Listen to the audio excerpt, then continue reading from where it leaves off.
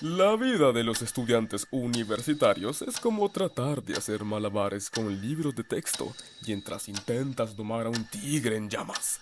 Entre los desafíos más comunes se encuentra intentar traer de vuelta a la vida tus notas que murieron durante el último examen o realizar viajes temporales rompiendo la frágil tela espacio-temporal solo para tener una charla casual con Maquiavelo sobre estrategias de estudio.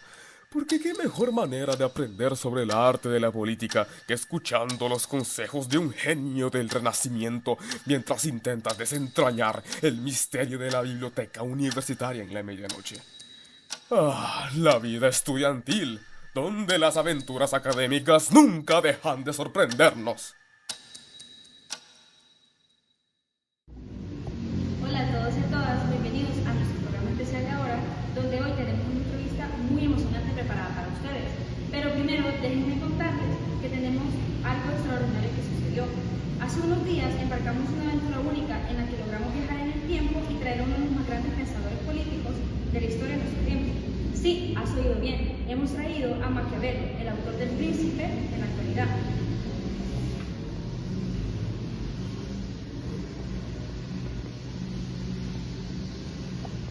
Bueno, Nicolás, es un honor tenerte aquí con nosotros.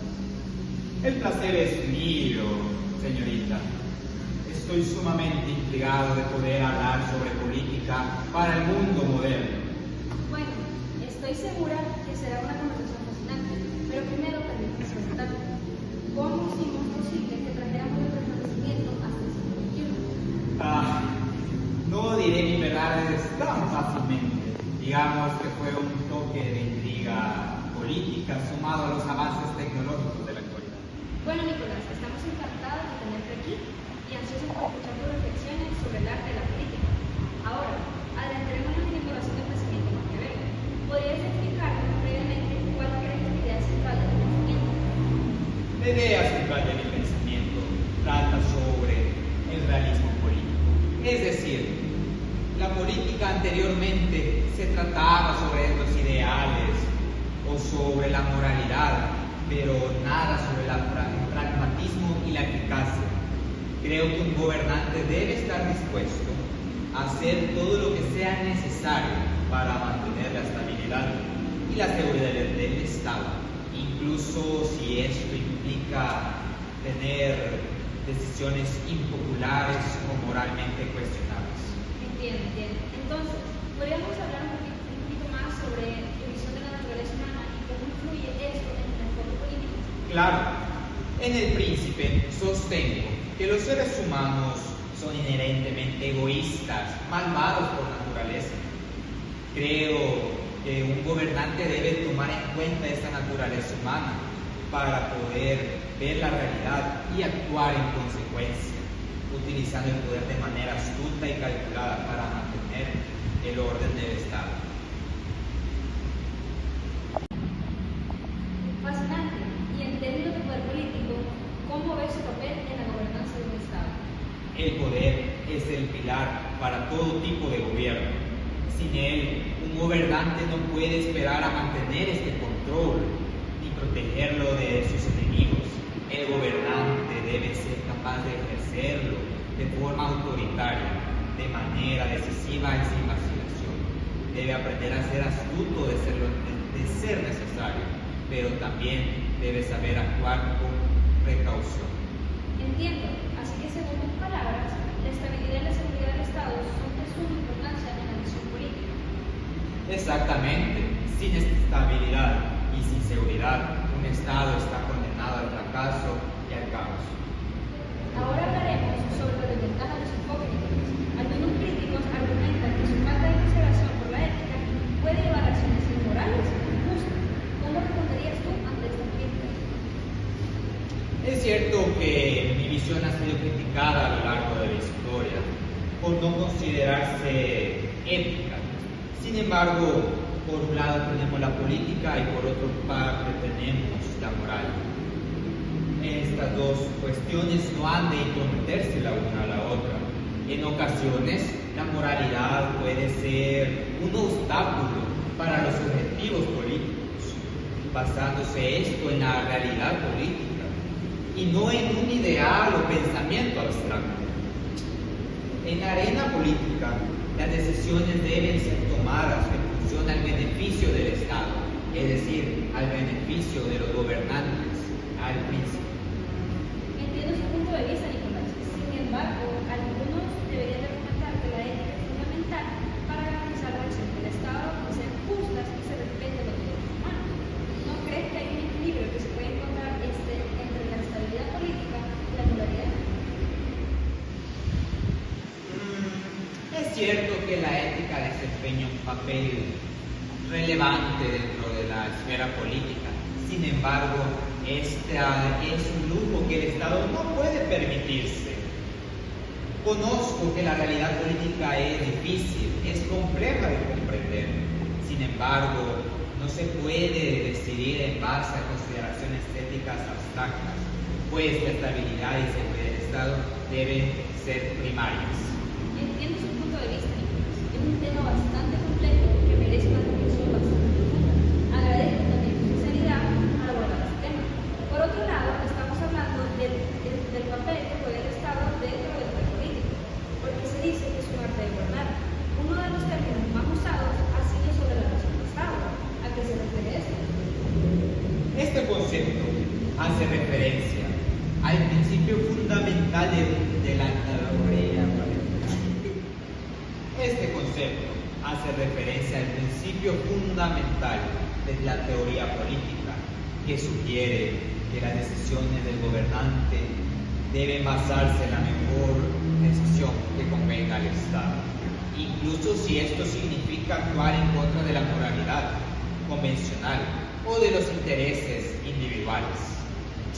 En mi obra desarrollo este concepto para enfatizar la importancia de la estabilidad y de la seguridad del Estado por encima de cualquier consideración ética. Para mí, la política es el arte de lo posible. La razón de Estado guía las acciones que el gobernante ha de realizar.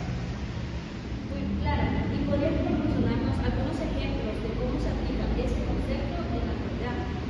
Por supuesto, un ejemplo tradicional es que el príncipe toma medidas drásticas como la traición o el uso de la violencia para mantener el poder y proteger al Estado mismo. Esto ante las amenazas tanto internas como externas, llámese guerras, llámese conflictos civiles. Estas razones son justificadas, pues lo importante es mantener la estabilidad del Estado. Otro ejemplo que también es importante mencionar dentro del campo de las relaciones internacionales es el uso de la diplomacia y la manipulación que los gobiernos realizan frente a los demás actores internacionales. Entiendo. Y ya que has hablado sobre las relaciones internacionales, ¿cómo influye dicha rama en tu obra? Para empezar, en Italia de aquella época era muy diferente a la Italia actual. Estaba conformada por diferentes estados y reinos, el cual mantenían una actitud de combate y conflicto constante. Mi obra refleja este contexto y propongo un enfoque pragmático y realista sobre la política exterior. Mi visión en las relaciones internacionales se centra en la idea de que los estados deben actuar en su propio interés, sin comprometer el interés y la seguridad del Estado. Esto puede implicar el uso de la fuerza, de la diplomacia o hasta la manipulación según sean las circunstancias. Claro. ¿Y podrías darnos algunos ejemplos de cómo este enfoque se ha aplicado en el ámbito internacional a lo largo de toda la historia? Por supuesto. En las relaciones internacionales, este enfoque realista que propongo ha sido especialmente utilizado en la negociación de alianzas, en el equilibrio de poder y así también en la gestión de conflictos. Además, se ha utilizado como parte de la seguridad nacional dentro del marco de la política exterior de los diversos estados. Comprendo. Y tocando uno de tus últimos puntos, me interesaría conocer algunos de los personajes con los que te relacionaste en tu obra. Por supuesto. Por una parte tenemos a Giovanni Botero, que fue un destacado teórico y político italiano, que desarrolló aún más el concepto de razón de Estado que yo ya había propuesto. Botero argumentaba que los gobernantes debían actuar según el interés del Estado, el interés nacional.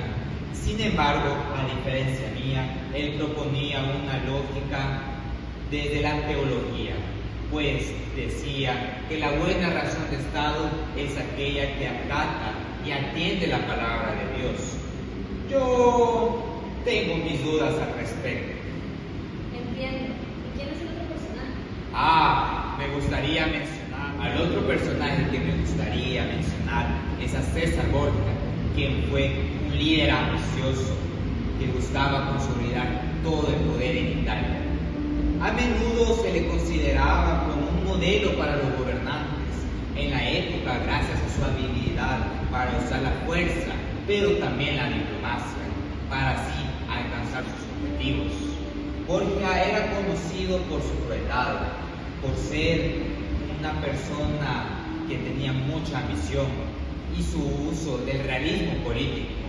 Honestamente, lo admiré mucho, ya que él fue una de mis inspiraciones para poder escribir El Príncipe. Pude ver en él lo despiadado que era, pero al mismo tiempo sus éxitos para poder mantener el control de su estado. Todo lo que nos has comentado es muy curioso.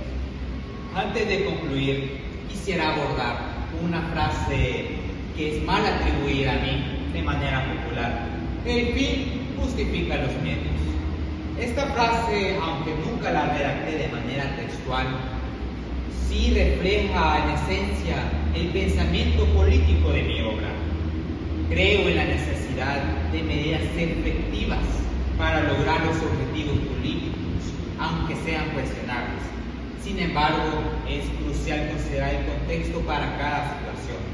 Agradezco esta oportunidad de haber podido hablar de política y poder. Ha sido un honor tenerte aquí. Sus reflexiones son muy valiosas.